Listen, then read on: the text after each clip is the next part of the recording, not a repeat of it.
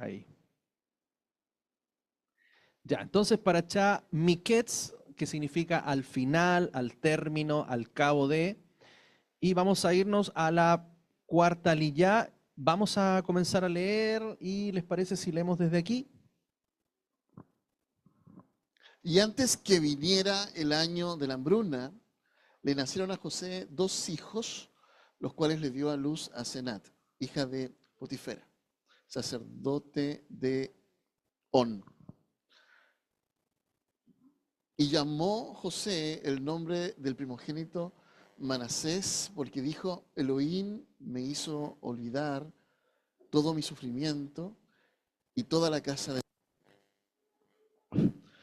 Y llamó el nombre del segundo Efraín, porque dijo, Elohim ha hecho que sea fructífero en la tierra de mi aflicción. Pasaron los 7 años de abundancia que hubo en la tierra de Egipto y comenzaron los 7 años de hambruna. Como José había dicho, y hubo hambruna en todos los países, pero en toda la tierra de Egipto había pan. Y cuando tuvo hambre toda la tierra de Egipto, el pueblo clamó a Faraón por pan. Y dijo Faraón a todo Egipto, id a José y haced lo que él os diga. Y la hambruna estuvo por toda la faz de la tierra. Y abrió José todos los graneros y vendía a todos los egipcios. Y toda la tierra fue a Egipto a comprar a José, pues la hambruna arreciaba en toda la tierra. Jacob, viendo que se vendía grano en Egipto, dijo a sus hijos, ¿por qué os miráis unos a otros? Mirad, he oído que hay grano en Egipto. Bajad allá y compradnos grano para que vivamos y no muramos.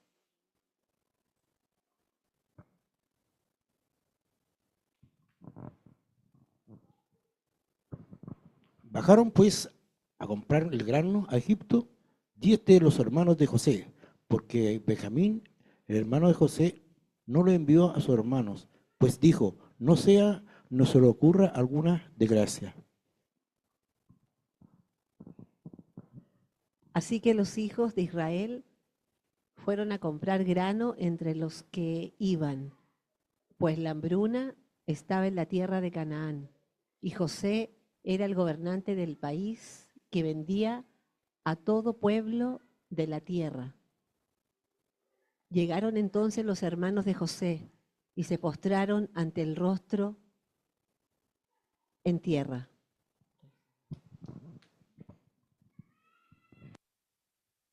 José vio a sus hermanos y los reconoció, pero fingió ser un extraño para ellos. Y hablándoles duramente les dijo, ¿de dónde habéis venido? Ellos respondieron, de la tierra de Canaán a comprar alimento. Y José reconoció a sus hermanos, pero ellos no le reconocieron. Y siendo recordado José de los sueños que había soñado acerca de ellos, les dijo, espías sois para ver lo desprotegido del país. Habéis venido, pero ellos dijeron, no, Señor mío, sino que tus siervos hemos venido a comprar alimento. Todos somos hijos de un mismo varón, somos honrados, tus siervos no son espías. Pero él les dijo, no habéis venido a ver lo desprotegido del país. Ellos respondieron, tus siervos somos 2 hermanos en tierra de Canaán, y he aquí el menor está hoy con nuestro padre, y el otro ha desaparecido.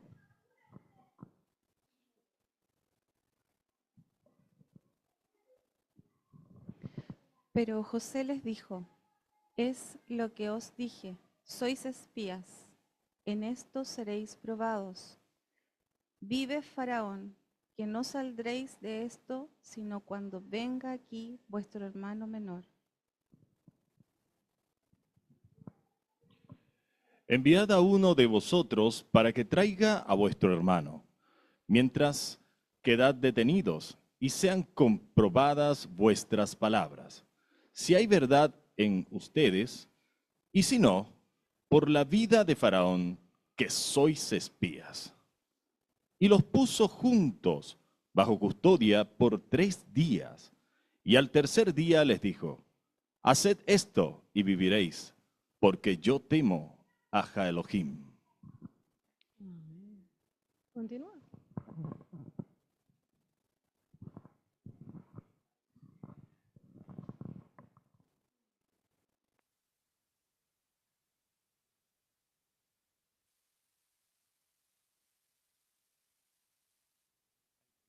¿Aló? Ahí sí. Amén. Entonces esa es la lectura de la aliyá número 4 que vamos a estar revisando. Entonces comienza diciendo, y llamó José el nombre del primogénito Manasés o Menashe, porque dijo Elohim, me hizo olvidar todo mi sufrimiento y toda la casa de mi padre. Y llamó el nombre del segundo Efraín, porque dijo Elohim ha hecho que sea fructífero en la tierra de mi aflicción. Entonces estos dos hijos de José serían adoptados después como hijos de Israel. Y nacieron por una mujer no israelita y fueron criados en el mundo gentil, pero con una educación hebrea. De la misma manera, el hijo de Yosef tiene hijos nacidos en el mundo gentil que serán reconocidos por Israel en los últimos tiempos. Aquí la opinión es que la mujer de Yosef, Asenath, ¿cierto? Con ella tuvo dos hijos, ¿ya? Que eran egipcios, ¿cierto? Por fuera, pero por dentro, hebreos, ¿ya? De la misma forma en que Yosef, porque Yosef los crió a ellos y traspasó también todo lo que su padre le había dado, lo traspasó a sus hijos. Por eso ellos después son tomados por Jacob como hijos legítimos y pasan a incorporarse como tribus dentro de Israel. Entonces estos dos hijos también, sus nombres van a tener una relación y una conexión con aquel pueblo que hoy día se ve como egipcio, pero en su interior hay un corazón hebreo. Y hay muchos que tienen que despertar, porque están como egipcios, pero en su corazón hay un amor por Israel. ¿Usted conoce hermanos cristianos que aman a Israel? ¿Cierto? Y es porque en su interior hay algo que los llama, hay una pasión, hay una conexión espiritual, así como los hijos de José. Entonces, el mayor, ¿cierto? Que es Menashe, viene de la raíz Nashá, que significa olvidar, el que hace olvidar. El nombre Efraín es la forma dual masculino de Efrat, que significa montón de ascuas, fertilidad o fructífero. Entonces estos dos hijos también van a representar a lo que es el pueblo cristiano, por así decirlo, ¿ya? O a los gentiles, ya que han tenido una experiencia real de un nuevo nacimiento en Yeshua. Ben Yosef, recordemos, Yeshua viene en primer lugar como Ben Yosef, porque su segunda venida será como Ben David. Son dos etapas que tiene el Mesías en su manifestación. Primero como un siervo sufriente en relación con el pecado, pero la segunda vez nada de relación con el pecado, sino a reinar, gobernar, a traer justicia y restauración de Israel sobre la tierra. Entonces el primer hijo, Menashe, tiene que ver con el olvido de las cosas, ¿ya? Entonces es como un pueblo que ha olvidado su identidad. Un pueblo que salió, ¿cierto?, aparentemente de la iglesia primitiva, pero que fue con el tiempo olvidándose de su raíz, transformándose en una religión, ¿cierto?, que imperó por muchos siglos, de las cuales hoy derivan también todos los movimientos y denominaciones cristianas, ¿cierto?, tanto católicas como evangélicas, ¿ya? Pero es un pueblo que por esa característica de Menashe ha olvidado su identidad, de dónde vino. ¿Qué es lo que ha pasado con nosotros? Hemos vivido un reencuentro con el origen, ¿cierto?, con el comienzo. Y es por eso que hemos vuelto a la Torá a entender todas estas cosas. Y el primer hijo entonces tiene que ver con el olvido de las cosas, la fatiga y la casa de Israel. O sea, se ha olvidado a través de todas las cosas que ha vivido durante el tiempo, ya se ha olvidado de Israel. Y el segundo, que es Efraín, que tiene que ver con multiplicación, también habla de cómo se ha multiplicado el pueblo cristiano, cómo se ha multiplicado, ¿cierto?, en el mundo y de alguna manera han sido el movimiento que ha llevado el evangelio, ha llevado la predicación, ¿ya?, a todo el mundo. Sus nombres representan exactamente lo que ha pasado en la historia del cristianismo, donde está la mayoría de los gentiles que han nacido por el espíritu del Mesías. Primero se olvidaron de las persecuciones romanas que sufrieron por su fe en el Mesías judío, y luego se olvidaron de Israel y la Torá. Deme un segundito para conectar el cargador que está por alguna parte. Si no, se nos va a acabar la batería. Ese es. No, ese no es. Este. Ahí sí. Ahí sí. Entonces vemos, ¿cierto?, que serían gentiles, ¿ya?, que han nacido por el espíritu del Mesías, pero se han olvidado que su Mesías era judío. Y hemos visto un Mesías, ¿cierto?, disfrazado de egipcio o de romano, que es de alguna manera como él se ha dado a conocer o como le han visto, ¿cierto?, el mundo y como le han visto sus hermanos. Por eso esta porción tiene mucho que ver con el significado de cómo Jesús o Yeshua se da a conocer en este tiempo y quienes van encontrándose con su verdadera identidad, hasta que en un día, en un momento que viene próximamente, todo el pueblo judío también va a lograr ver que Jesús es el Yeshua, el Mesías de Israel. Y Efraín representa los avivamientos que ha habido en la historia del pueblo evangélico de este tiempo, que predican el mensaje de salvación por medio de la muerte y resurrección del Mesías Yeshua, aunque no lo llamen así, sino con un nombre griego. Finalmente Efraín está puesto o será puesto por encima de Manasés. Recordemos, Efraín es menor a Manasés, pero recibió la primogenitura, y ambos serán piezas claves en el plan de la restauración del pueblo de Israel. Entonces, hermanos, hay que entender en primer lugar que todo lo que ha pasado con el cristianismo en la historia está también dentro de los planes de Dios. Lo que pasa con el pueblo judío, la casa de Judá, también está dentro de los planes de Dios. Entonces ahí nosotros tenemos que, en este entendimiento, tener una correcta actitud, tanto con cristianos como judíos. Porque recordemos, de los dos va a ser un solo pueblo. Amén. Va a haber un encuentro. Y el punto de encuentro siempre está en la Torá y el Mesías Yeshua. Amén. Después dice el pasaje: y cuando tuvo hambre toda la tierra de Egipto, el pueblo clamó a Faraón por pan. Y dijo Faraón a todo Egipto: id a José y haced lo que él os diga. Entonces vemos cómo el rey, el faraón, la máxima autoridad, está enviando la gente al que ha recibido la autoridad delegada. De la misma manera sucede cuando el Padre lleva a las personas al Hijo. ¿Amén? Entonces ahí vemos claramente, el Padre le dio toda autoridad a Yeshua. Toda autoridad para que todo sea sometido bajo sus pies, bajo su nombre.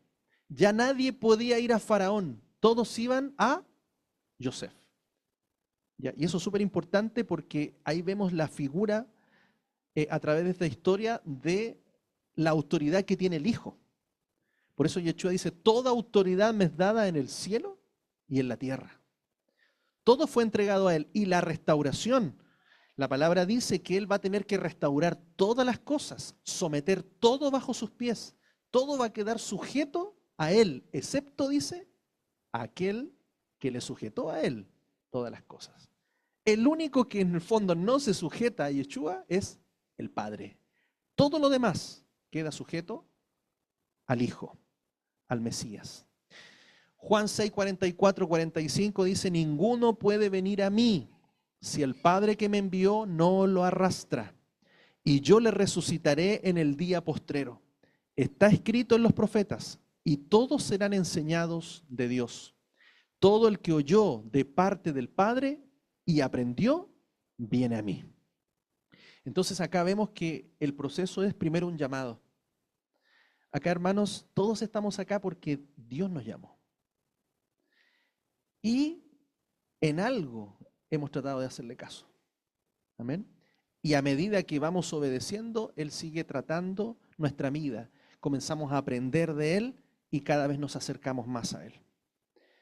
Pero es importante esto, la autoridad le ha sido dada a Yeshua y por lo tanto todos los que han creído han sido entregados y puestos bajo la autoridad de Cristo o el Mesías. Mateo 11:27 dice, todas las cosas me fueron entregadas por mi Padre. Nadie conoce plenamente al Hijo sino el Padre.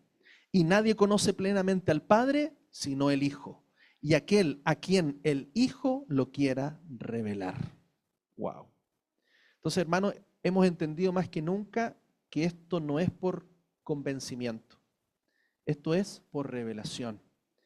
Es por un llamado, es por un entendimiento, es por un velo que cae de nuestros ojos y entendemos, ¿cierto?, la identidad de que ese Jesús vestido como griego, como romano, ¿cierto?, que tiene características incluso paganas, es realmente el Mesías judío con identidad israelita y que ha venido a la casa de Israel.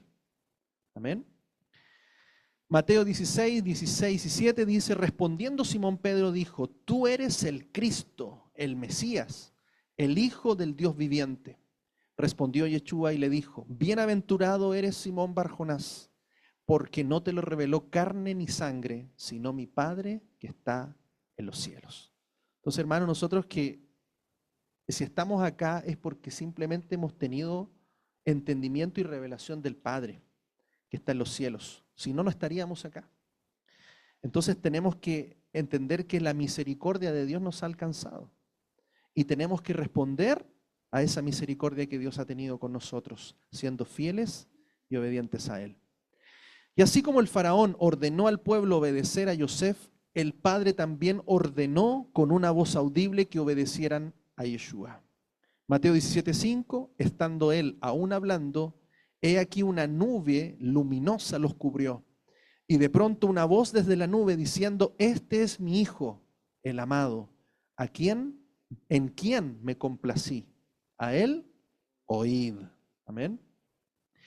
Entonces, aquí podemos ver el respaldo, podemos ver lo mismo que hizo Faraón con Yosef, lo mismo el Padre declara de su Hijo. A él escuchad, a él oíd. Este es mi Hijo amado. ¿Es posible ir directamente al Padre sin pasar por Yeshua? Este texto nos muestra que cuando hay una delegación de autoridad no se puede saltar por encima. De la misma manera, el Padre ha delegado todo a su Hijo y no se puede saltar por encima de él para llegar al Padre. Entonces, hermano, esto es fundamental, porque aquel que no viene al Hijo no puede ir al Padre. Nadie va al Padre si no es por mí, dice Yeshua. Entonces, esto es algo importantísimo. ¿Por qué? Porque la casa de Judá tiene que tener un encuentro con el Hijo. La casa de Judá tiene que tener un encuentro con Yeshua. Están guardados en una promesa. Están en un tiempo, como dice el apóstol Pablo, hay un velo, una ceguera parcial, con un propósito para que pueda entrar la plenitud de los gentiles, o sea, de todos aquellos que vienen como egipcios, pero que en su interior tienen un corazón y un llamado hebreo, israelita. Y finalmente para que ese encuentro con Yeshua el Mesías pueda llevarnos al Padre. Recuerden que en el milenio todavía no vamos a ir al Padre. En el milenio vamos a estar con el Rey, con Yeshua. ¿Para qué? Para que después del milenio recién podamos ver la presencia del Padre. Entonces, fíjense el plan, todavía esto no termina, esto todavía falta. Queda harto todavía que pase para que podamos llegar al propósito final de nuestro llamado de volver al Padre. Este mensaje no fue dado delante de gentiles, sino delante de judíos. Ningún judío llega al Padre si no es por el Mesías, cuyo nombre es Yeshua. Juan 17, del 1 al 2 dice, estas cosas habló Yeshua y levantando sus ojos al cielo dijo, Padre, ha llegado la hora.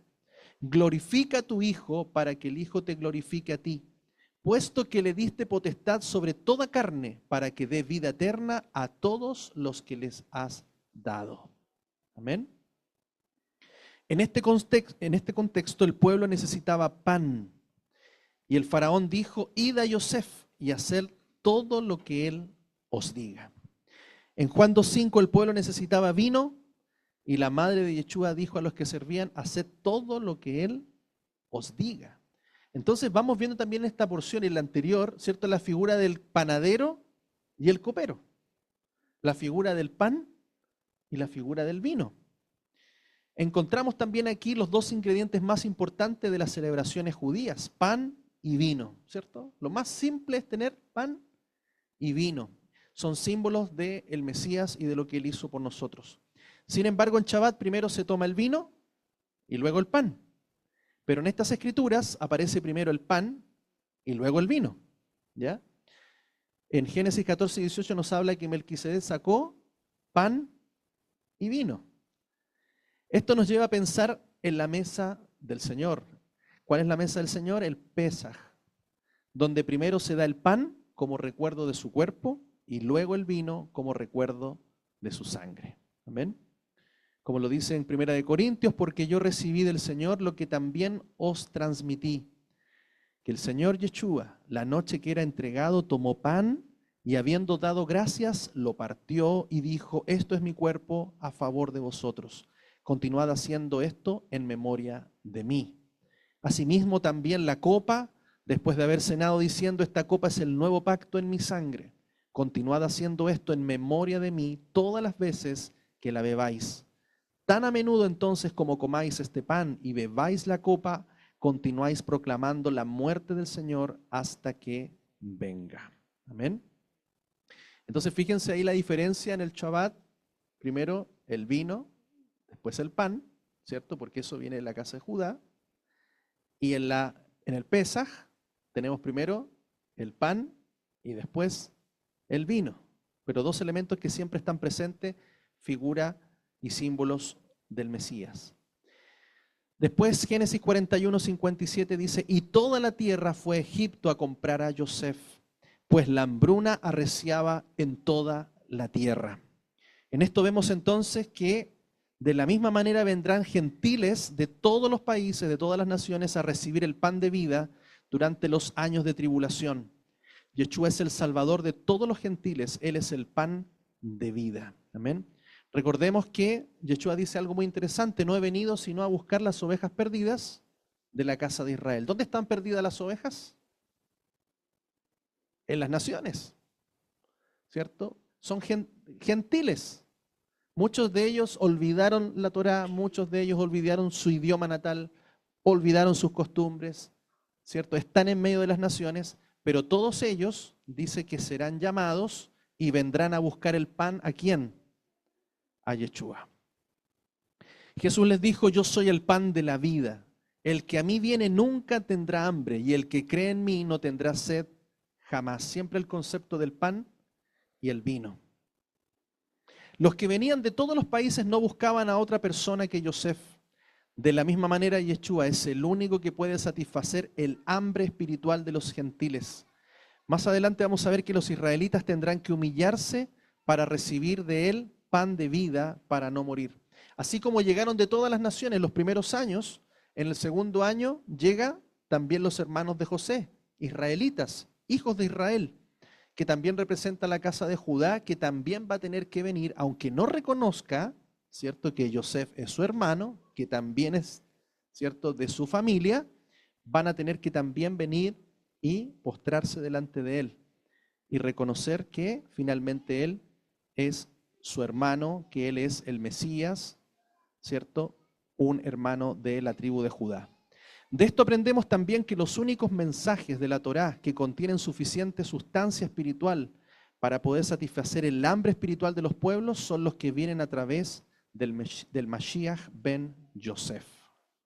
Por eso es Jesucristo, Jesús, aquel único que puede saciar a todos los que creen en él.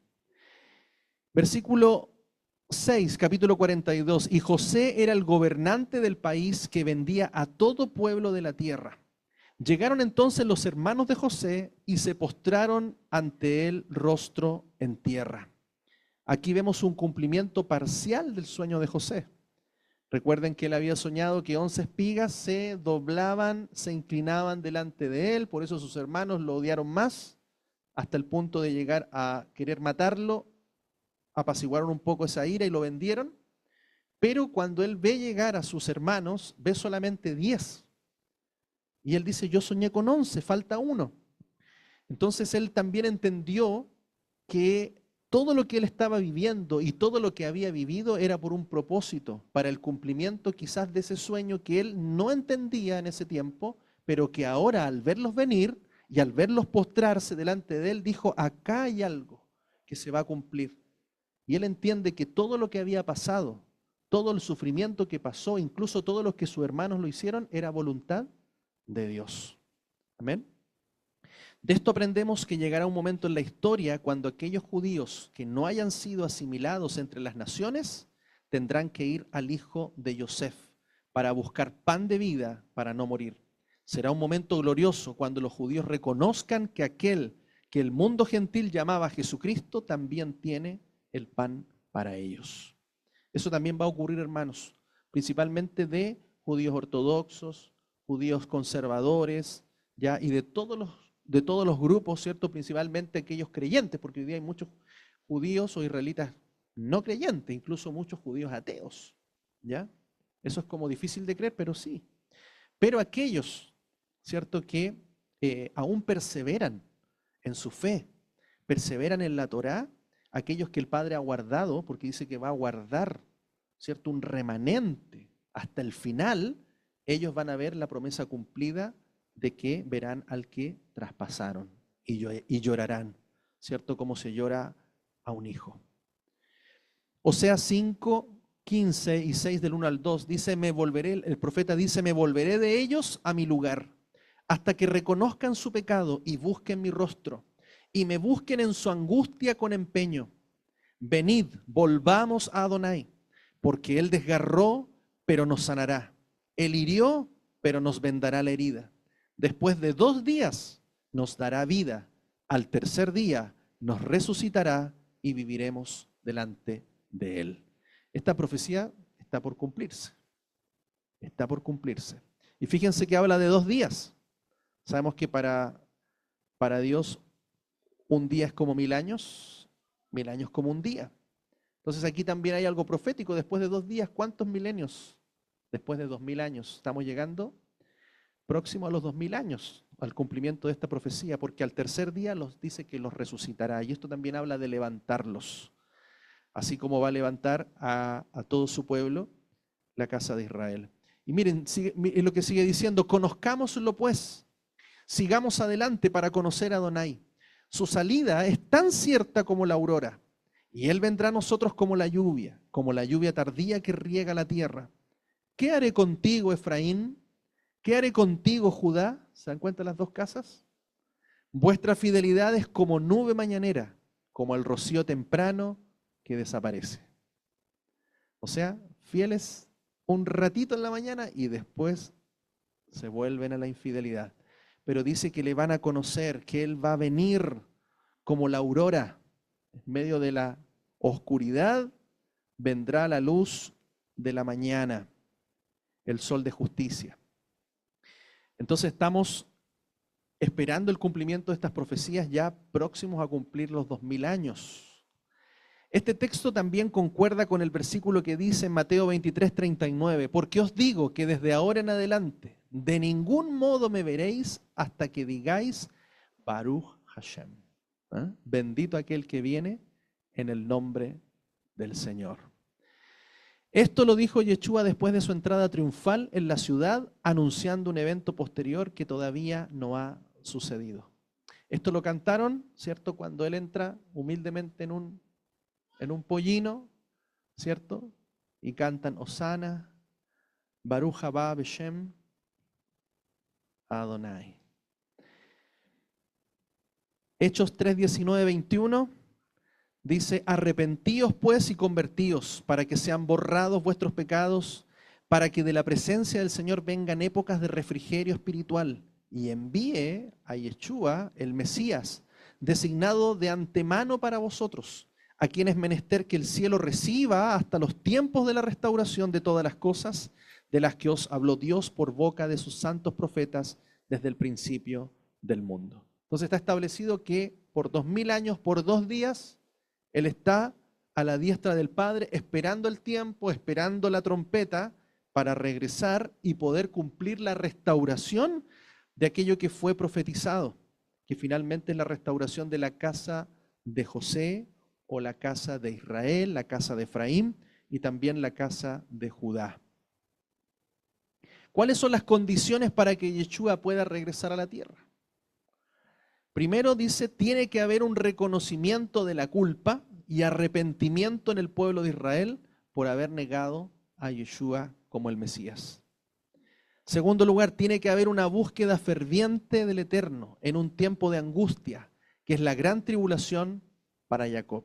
Sabemos entonces que la tribulación, ¿qué es lo que hizo? Buscar a los hijos de Israel pan en Egipto, una hambruna. Eso también nos habla de años de tribulación. Por eso hay una conexión en los 7 años de abundancia y después en los 7 años de escasez. Podemos ver que antes de la tribulación va a venir un año de abundancia. Y esos ciclos de 7 años, ¿cierto? ¿Por qué la Torá nos hace contar de 7 en 7? Es porque tenemos que tener entendimiento que los tiempos de Dios van de 7 en 7 años. ¿En qué tiempo estamos nosotros ahora?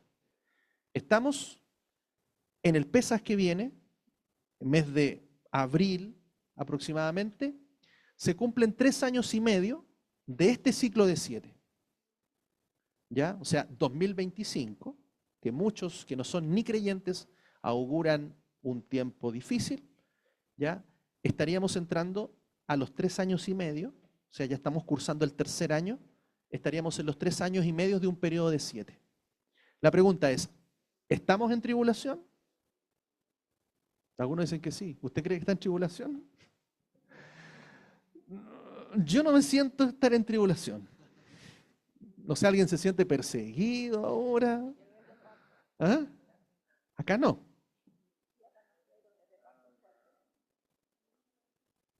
Sí, pero los dolores de parto son previos al parto.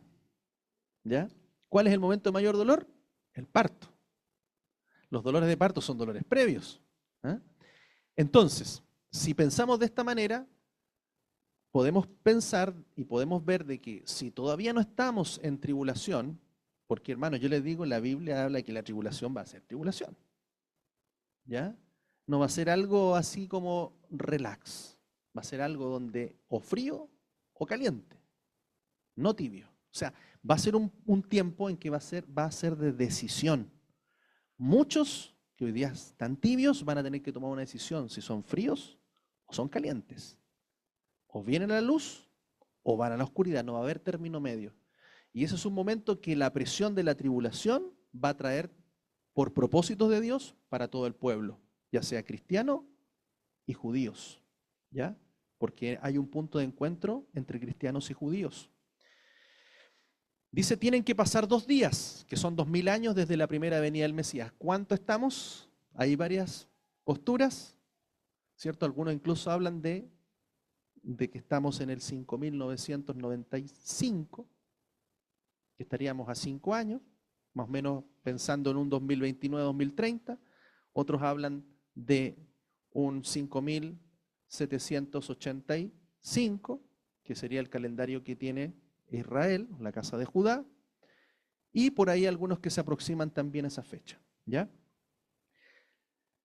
Lo que sí estamos seguros es que estamos muy cerquita. Y yo le digo, hermano, nos vamos a dar por enterados. Si seguimos perseverando, vamos a tenerlo clarito cuando estemos entrando en los tiempos de tribulación. Pero es necesaria la tribulación, ¿por qué? Porque la tribulación precisamente llevó al reencuentro de los hermanos de Israel, de los hijos de Israel con su hermano Yosef. Es necesaria la tribulación para que la casa de Judá y la casa de Israel terminen encontrándose con Yeshua. Amén. Por eso tiene un propósito la gran tribulación. No es algo de lo cual tenemos que temer. es parte del propósito y que a todos nosotros que estamos aguardando en su promesa, perseverando cada día, el Padre nos va a sostener, porque así como Yeshua alimentó a sus hermanos, así el Padre también nos va a proveer a nosotros en los tiempos de tribulación. En cuarto lugar, el pueblo judío tendrá que tener el dominio y vivir en la ciudad de Jerusalén, algo que también está muy próximo, ¿cierto? Vemos por ahí ya voces de querer tomar el lugar del templo, querer reconstruir el templo, se anuncia ya el movimiento mesiánico, ¿ya? La aparición del Mashiach, muchos tienen las expectativas puestas en Trump, ahora que inicia su gobierno en 2025, y una serie de eventos que finalmente van a hacer que aquellos judíos que están dispersos en las naciones vuelvan a Israel. Aparentemente esta ola de antisemitismo que viene creciendo, y por ahí yo sin ver más noticias veo ahí ya hablando de una secta judía que tenía niños y no sé qué, y empiezan a levantar una actitud contraria, que están matando niños en Gaza, francotiradores a la cabeza, o sea, cosas que, hermanos, aquí se está levantando algo muy fuerte en contra de Israel, un antisemitismo que viene creciendo. Hay un llamado de los rabinos en Israel para que los judíos que están en las naciones puedan regresar, puedan hacer aliyá y puedan volver a la tierra. Muchos no quieren volver, muchos no quieren regresar. La semana pasada yo conversaba con un judío, un hermano que vive acá en Antofagasta, que es judío, él anda con su kipá, con todo, y él me decía, yo no quiero volver a Israel. Entonces, ¿qué es lo que va a hacer de alguna manera que los judíos regresen a Israel? Porque es necesario que estén en la tierra de Israel para que se manifieste el Mesías. Es que va a venir persecución en las naciones, que harán que ellos tengan que regresar. No sé de esa u otra manera, pero esto se tiene que cumplir. Tienen que venir también tiempos de restauración de todas las cosas que han sido habladas y escritas en los libros de los profetas. Lo que nosotros estamos viviendo, lo que nosotros estamos haciendo hoy, estudiando la Torá, guardando los mandamientos, es parte también de la restauración, ¿ya? Del reino. Porque el reino tiene que cumplirse con el Mesías y con la Torá. Y en sexto lugar, los representantes de la mayoría de la población judía de Jerusalén tendrán que decir a Yeshua, Baruch haba Beshem Adonai. Sabemos que esto lo van a decir cuando ellos se encuentren con Él y vean que ese Yeshua, que ese Jesucristo, ya católico, pagano, que aparentemente no tiene una identidad judía, es aquel Mesías que realmente va a sacar su vestimenta y se va a dar a conocer también y va a ser recibido por la casa de Judá. Génesis 42:8, y José reconoció a sus hermanos, pero ellos no lo reconocieron. A lo suyo vino, mas los suyos no le recibieron. Y esto también tiene que ver con parte del cumplimiento de profecías.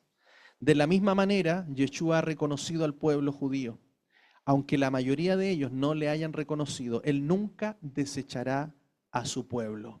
Esto es importante entender, que Dios no ha desechado a Israel.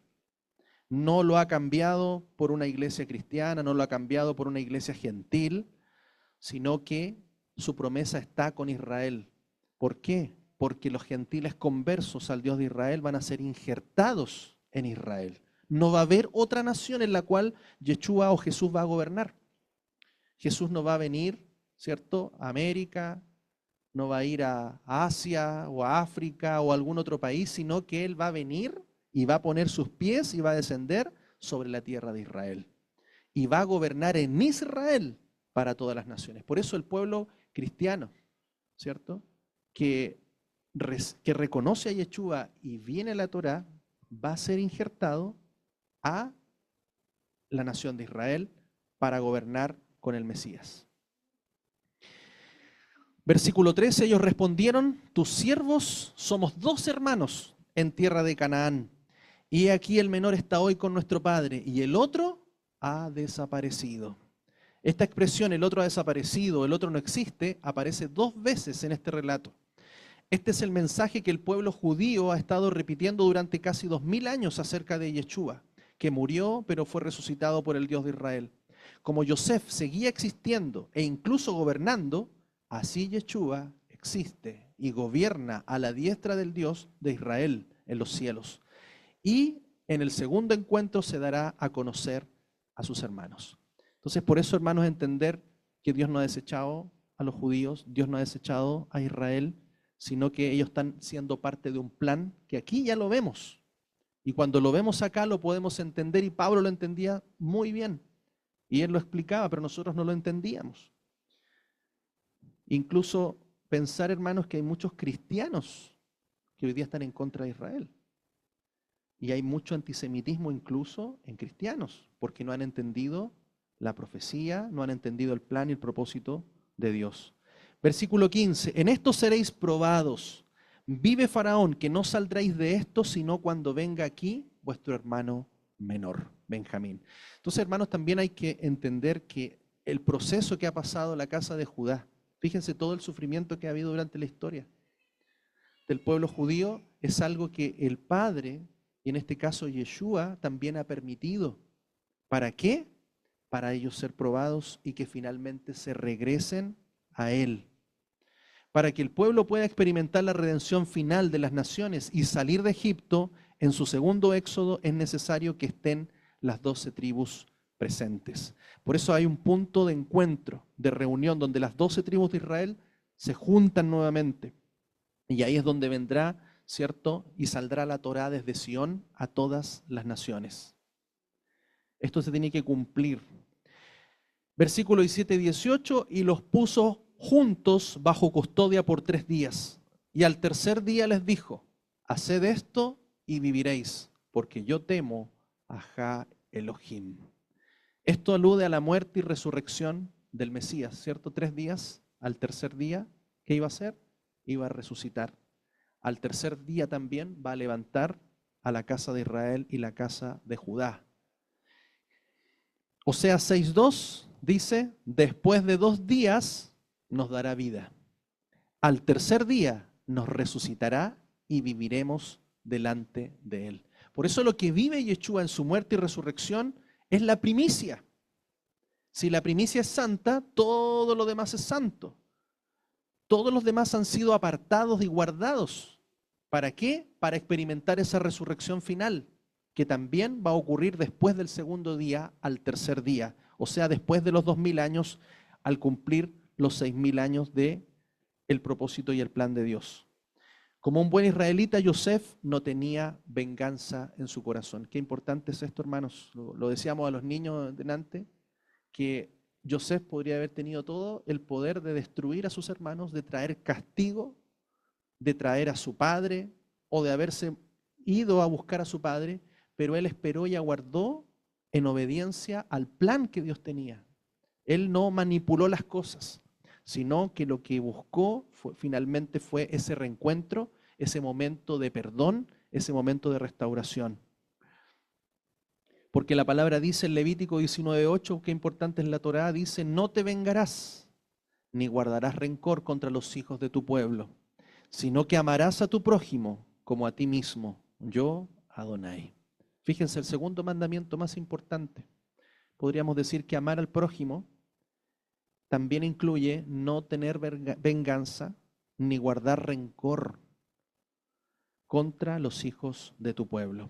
Que no haya nada en nuestro corazón, ¿cierto? Guardado, porque ni Yosef lo hizo, ni Yeshua, siendo aquel que podría haber traído todo su poder para vengarse de sus enemigos, de aquellos que los humillaron y lo avergonzaron. Él decidió, Padre, perdónalos, porque no saben lo que hacen. Tuvo una actitud de un hijo obediente, fiel a la Torá de su Elohim. Shabbat Shalom.